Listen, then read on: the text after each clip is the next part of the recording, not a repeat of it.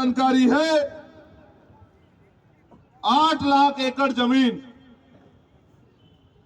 यहां सरकारी 8 लाख एकड़ जमीन है, 18 लाख। ये जानकारी मुझे बिहार के साथियों ने दी। अगर सरकार वाकई में संवाद करना चाहती है तो वंचित वर्ग के लोगों को कृषि करने के लिए,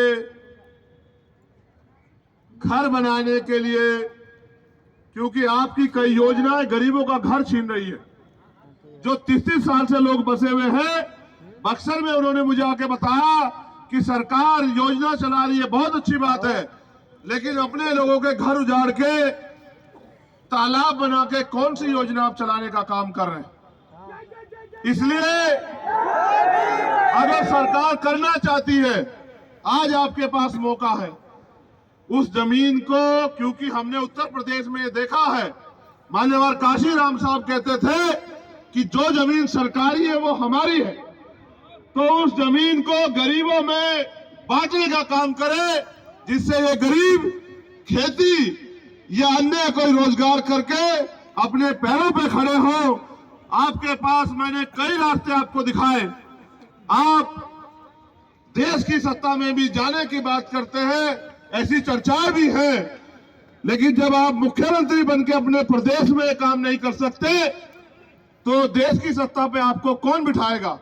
यही वर्गों के लोग वोट के आधार पे वोट देके तय करते हैं कि देश की सत्ता पे कौन बैठे। ये ठगे गए हैं, लेकिन अब भीम आर्मी आजाद समाज पार्टी के जरिए हमारे नेता कार्यकर्ता गांव-गांव जाके हमारी मां बहनों को, बुजुर्गों को, नौजवानों को समझाने का काम कर रहे हैं। अब ये ठगे में नहीं आएंगे, अब हम मांगेंगे नहीं। ये लड़ाई हिस्सेदारी की है। तो मैं आपसे अपील करता हूं कि यहां से जाने के बाद मेरे साथियों सोना मत।